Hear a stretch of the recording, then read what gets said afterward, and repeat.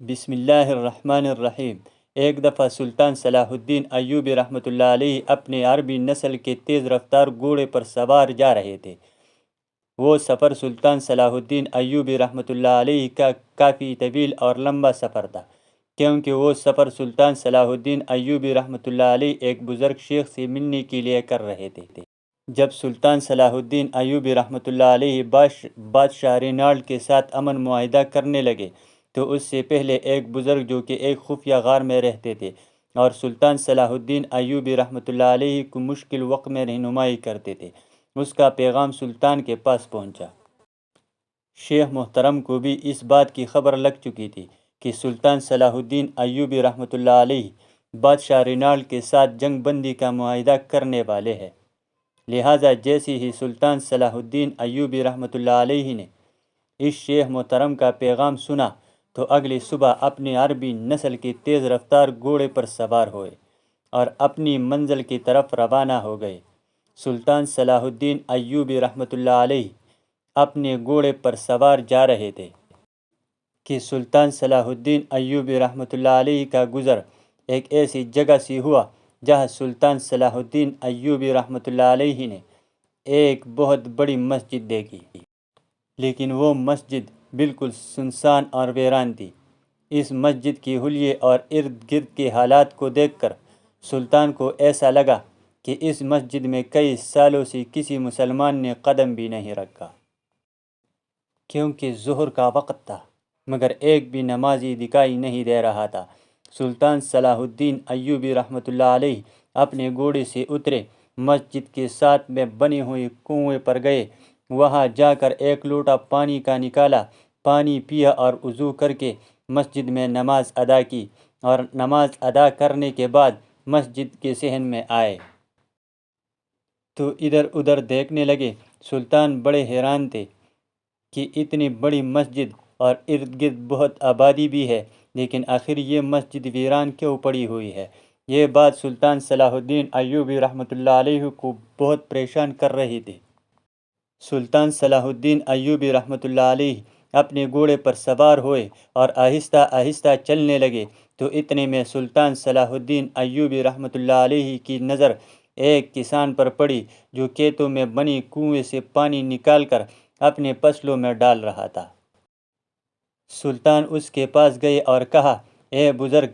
کیا تم مجھے بتا سکتے ہو کہ اس مسجد کے ارد گرد اتنی آبادی کے باوجود اس مسجد میں لوگ نماز کیوں پڑھنے نہیں آتے؟ آخر یہ مسجد اتنی کیوں ویران پڑی ہوئی ہے؟ یہ سن کر اس کسان نے کہا، حضور،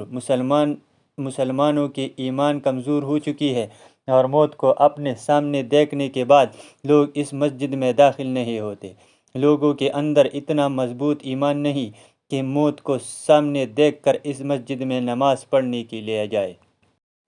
یہ سن کر سلطان صلاح الدین ایوبی رحمۃ اللہ علیہ بڑے حیران ہو گئے اور کہا، بزرگ، آپ مجھے تفصیل سے بتاؤ، آخر یہ مسجد کس نے بنوائی تھی اور اس مسجد کے ویران ہونے کی وجہ بتاؤ۔ تو اس نے کہا، حضور، یہ مسجد 4 بستیوں کے بیچ میں ہے۔ یہ جو سامنے آپ کو مغرب کی طرف بستی دکھائی دے رہی ہے، یہاں پر ایک گاؤں آباد ہے اور اس گاؤں کا نام ایلیسک ہے۔ شمال کی جانب جو آپ کو آبادی نظر آ رہی ہے، یہاں ایک قبیلہ آباد ہے اور اس قبیلے کا نام کزن ہے۔ مغرب کی جانب ایک بازار ہے اور شمال کی جانب بھی ایک بہت بڑا گاؤں آباد ہے۔ اور حضور، جس جگہ اب مسجد بنی ہوئی ہے، اس جگہ پر اس 4 بستیوں کے درمیان میں کئی سال پہلے ایک چودھری کی حویلی تھی۔ اس چودھری کے پاس بہت زیادہ دولت تھی، بہت ساری زمینیں تھے۔ اس کے پاس گھوڑوں کے استبل تھے، بھیڑ بکریوں کے ریوڑ تھے اور اس کا ایک سال کا اتنا اناج اکٹھا ہو جاتا کہ اگر وہ سارا اناج ان 4 بستیوں میں بانٹ دیتا تو سارا سال اس بستی کی کسی بھی گھر میں اناج ختم نہ ہوتا۔ لیکن بدقسمتی سے اس چودھری کی کوئی اولاد نہیں تھی، وہ بے اولاد تھا، لیکن وہ چودھری بہت رحم دل اور نیک انسان تھا۔ وہ غریبوں اور یتیموں کی مدد کرتا تھا اور ان 4 بستیوں میں اگر کسی کو بھی کسی چیز کی ضرورت ہوتی تو وہ چودھری ہی ان کی مدد کرتا۔ وقت گزرنے لگا جب چودھری نے دیکھا کہ وہ بہت بوڑھا ہو چکا ہے اور اس کے بعد اس کی دولت کو سنبھالنے والا کوئی نہیں ہے، تو اس نے گھوڑوں کے استبل بیچ کر غریبوں میں بانٹ دیے، غریبوں کی، یتیموں کی مدد کی، جن گھروں کے اندر نوجوان بیٹیاں تھیں اور ان کے ماں باپ کے اندر ان کو رخصت کرنے کی طاقت نہیں تھی، تو اس چودھری نے ان کی مدد کی اور ان غریب ماں باپ کی بیٹیوں کی رخصتی کروائی، حتیٰ اس کے گھوڑوں کا استبل بک گیا، اس کے بھیڑ بکریوں کے ریوڑ بک گئے اور اس کے پاس موجود اناج بھی بک گیا، اور اس نے وہ سب کچھ غریبوں میں بانٹ دیا تھا۔ اب چودھری صاحب کے پاس صرف اس کی زمینیں اور اس کی حویلی بچی تھی۔ اب چودھری صاحب نے سوچا کہ اگر میں اس حویلی کو بیچنا چاہوں تو ارد گرد میں کسی بھی آدمی کے پاس اتنی طاقت نہیں کہ وہ یہ حویلی خرید سکے، لہٰذا چودھری صاحب نے اس کے پاس جتنی ارد گرد کی زمینیں تھی اس نے بیچ کر اس حویلی کو گرا کر ایک بہت بڑی مسجد تعمیر کر دی، اور اس نے اسی جگہ پر اس لیے مسجد تعمیر کی کیونکہ اس جگہ کے ارد گرد جتنی بستیاں تھیں ساروں کو ایک ساتھ مسجد قریب پڑتی تھی۔ مسجد تعمیر ہونے کے چند سال بعد چودھری صاحب وفات پا گئے۔ چودھری صاحب نے امام رکھا جو ہماری بستی کے لوگوں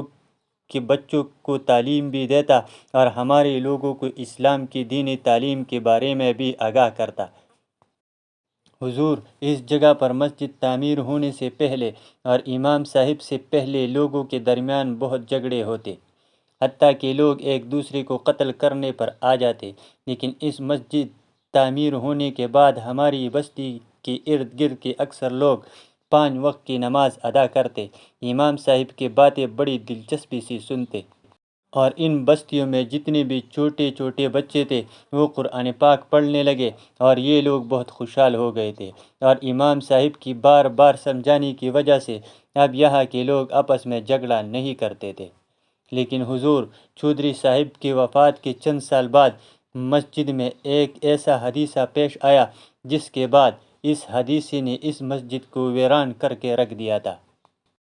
یہ سن کر سلطان بڑا حیران ہو گیا کہ آخر ایسا کون سا حادثہ پیش آیا، تو اس بزرگ نے کہا کہ ایک رات مسجد کے امام صاحب عشاء کی نماز پڑھا رہے تھے، ساری مسجد نمازیوں سے بھری ہوئی تھی، اچانک دیے بجھ گئے، مسجد کے اندر اندھیرے چھا گئے، اور جب دوبارہ دیے جلائے گئے تو وہاں پر امام صاحب غائب ہو چکے تھے۔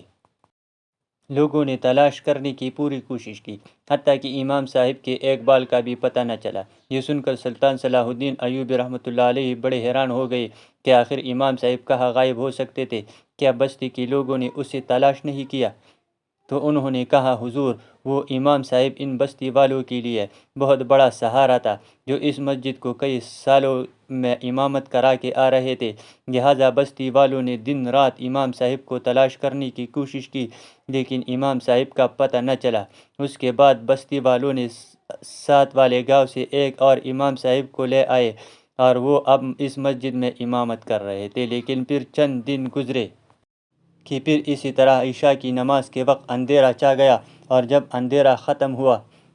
دیے جلے، تو پھر سے وہی واقعہ دہرایا گیا۔ گاؤں والے حیران و پریشان ہو گئے کیونکہ پھر دوسرا امام صاحب غائب ہو گیا۔ پوری مسجد میں ہلچل مچ گئی، حتیٰ کہ یہ بات آگ کی طرح تینوں گاؤں میں پھیل گئی، لیکن امام صاحب کا کچھ بھی پتہ نہ چلا۔ بستی والے حیران ہوتے ہیں کہ اگر امام صاحب کے اغوا کیا جاتا ہے تو آخر اغوا کار تو اس کا ثبوت چھوڑ کر جاتے، لیکن اس کا کوئی بھی پتہ نہ چلتا۔ اب اس واقعے کے بعد پورے گاؤں میں مایوسی پھیل چکی تھی، اب اس مسجد میں کوئی بھی ڈر سے امامت نہ کرتا، اور اس ڈر کی وجہ سے اب گاؤں کے لوگوں نے بھی اس مسجد میں آنا بند کر دیا، اور آہستہ آہستہ وہ مسجد ویران ہونے لگے، اور اب 2 سے 3 سال گزر چکے ہیں کہ اس مسجد سے بھی لوگ دور دور سے چلتے ہیں۔ یہ سن کر سلطان صلاح الدین ایوبی رحمۃ اللہ علیہ بڑے حیران و پریشان ہو گئے کہ آخر اس مسجد میں ایسا کیا راز چھپا ہوا ہے۔ سلطان صلاح الدین ایوبی رحمۃ اللہ علیہ نے کہا، اے بزرگ، اگر میں اس مسجد میں امامت کرنا چاہوں تو کیا گاؤں والے مسجد میں نماز پڑھنے کے لیے آئیں گے؟ تو اس نے کہا، حضور، 2 سے 3 سال گزر چکے ہیں، لوگ اپنے گھروں میں نماز ادا کرتے ہیں،